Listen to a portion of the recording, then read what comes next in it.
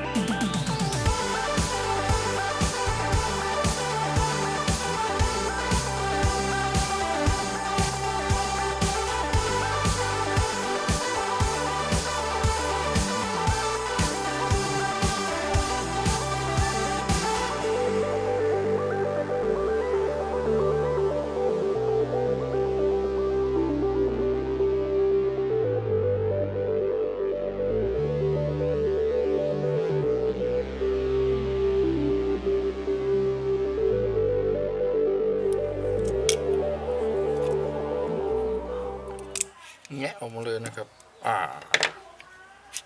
เป็นแบตเตอรี่กอดแบบชาร์จได้นะครับเปลือกแตกซะแล้วไดโอดแตกไปตัวหนึ่งพี่น้องงัดแรงไปหน่อยนี่ไดโอดเป็นไดโอดป้องกันแรงดันย้อนกลับนะครับไดโอดตัวนี้นะครับเอาไว้ป้องกันกระแสย้อนกลับนะครับแรงดันย้อนกลับในกรณีที่เราชาร์จเต็มแล้วนะครับบางท่านชาร์จเต็มแล้วนะครับแต่ว่าไปดึงปลั๊กออกนะครับดึงปลั๊กที่เราชาร์จแบบนี้นะครับเนี่ยในกรณีที่เราชาร์จอยู่อย่างนี้นะครับบางท่านก็ไปดึงปลั๊กออกนะครับเดี๋ยวทีนี้กระแสไฟที่อยู่ในก้อนแบบนี้มันก็จะย้อนออกไปเข้าตัวหม้อแปลงชาร์จนะครับเพราะว่าหม้อแปลงชาร์จไม่มีกระแสไฟไหลเข้ากระแสไฟที่อยู่ในแบตก้อนนี้ที่เราชาร์จเต็มแล้วมันก็จะไหลออกนะครับเพราะฉะนั้นวงจรเขาถึงต้องใช้ไดโอดมาป้องกันกระแสย้อนกลับนะครับแต่นี้ผมงัดแรงไปจนขาแตกนะครับจนหักนะครับต้องหามาแทนนะครับนี่เบอร์อะไรก็ไม่รู้นะครับเนี่ยนะครับเดี๋ยวเราจะทำการเปลี่ยนฐานก่อนครับแล้วค่อยไปหาไดโอดมาเปลี่ยนนะครับก็มีแค่นี้ครับมีฐานก้อนเดียวเนี่ยครับแค่นี้นะครับฐาน 1.2 โวลต์นะครับฐานชาร์จ 1.2 โวลต์แล้วก็กระแสเท่าไหร่ไม่รู้นะครับต้องแกะต้องดูนะครับ600 มิลลิแอมป์เองนะครับนี่ครับเป็นฐานแบบนิกเกิลนะครับนิกเกิลแคดเมียมนะครับนี่ครับกระแส600 มิลลิแอมป์นะครับนี่ครับคือจึงเป็นสาเหตุว่าทำไมแบตเตอรี่ไร้สายพวกนี้มันใช้ได้แป๊บเดียวมันกระแสไฟหมดเราต้องชาร์จใหม่นะครับเพราะว่ากระแสที่ให้มาน้อยนะครับสำหรับท่านใดอยากให้กระแสมันใช้ได้นานๆนะครับก็ไปหาซื้อแบตหาซื้อถ่านแบบนี้มาเปลี่ยนนะครับอันนี้ผมมีอยู่ก็แค่900 มิลลิแอมป์นะครับสำหรับท่านใดนะครับอยากจะเปลี่ยนให้แบตเตอรี่ไร้สายของเราใช้งานได้นานขึ้นนะครับชาร์จทีก็อยู่ได้เป็นวันนี่ก็เปลี่ยนถ่านพวกนี้ให้กระแสสูงความจุเยอะๆนะครับเนี่ยอันนี้ชาร์จได้แป๊บเดียวมันหมดแสดงน่าจะเสื่อมไปแล้วนะครับผมจะทำการเปลี่ยนใหม่นะครับ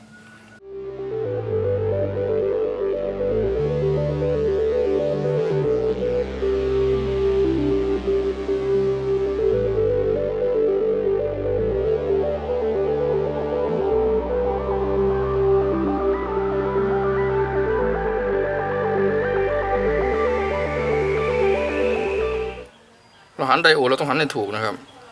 ด้านที่มีรอยขีดอยู่นะที่เห็นรอยขีดนี่ครับต้องหันมาตามกระแสไฟที่วิ่งเข้ามานะครับอย่างเงี้ยไฟมันเข้ามาอย่างนี้นะครับไฟคู่บวกเข้ามาอย่างนี้เราต้องหันในตัวขีดไว้ข้างหน้านะครับทีนี้กระแสไฟกรณีที่มันชาร์จเต็มแล้วกระแสไฟจากแบตเราเนี่ยครับนี่คือคู่บวกนะครับมันก็จะได้ไม่ไหลย้อนกลับออกไปนะครับแต่ตอนเข้ากระแสจะไหลมาทางนี้นะครับตอนออกกระแสมันถ้าไม่มีแบตเตอรี่กระแสไฟจากเครื่องชาร์จเข้าไป กระแสไฟที่เราชาร์จเต็มแล้วจากก้อนถ่านก้อนนี้ก็จะย้อนออกไปนะครับเข้าไปในหม้อแปลงที่ชาร์จนะครับเพราะฉะนั้นก็จะทำให้แบตที่เราชาร์จเต็มแล้วก็คายประจุออกไปโดยทันทีนะครับเพราะฉะนั้นก็ต้องมีไดโอดตัวนี้นะครับเป็นการป้องกันการกลับขั้วนะครับป้องกันการกระแสไหลย้อนกลับว่างั้นนะครับตัวนี้ครับผมงัดแตกไปแล้วนะครับต้องหามาเปลี่ยนใหม่นะครับ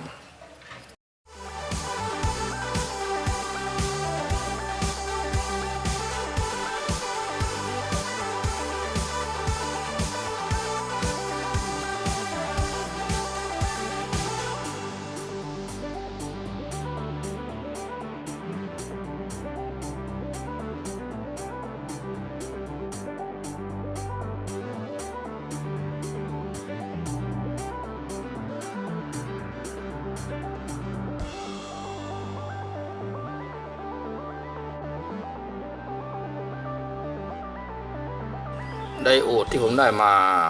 คนจะรูปแบบกับตัวเมื่อกี้นะครับอันนี้ผมก็ไม่รู้เบอร์อะไรครับตัวเล็กมากนะครับ แต่ก็ใช้ได้เหมือนกันนะครับผมจะวัดให้ดูนะครับนี่ครับตั้งมาตรไว้ที่ ไดโอดนะครับวัดดูกระแสไฟมันจะต้องขึ้นข้างเดียวนะครับอันนี้ไม่ขึ้นนะครับเพราะอีกด้านหนึ่งต้องขึ้นนะนี่ฮะอันนี้ใช้ได้นะครับแต่ถ้าวัดแล้วไม่ขึ้นทั้งสองด้านก็คือขาด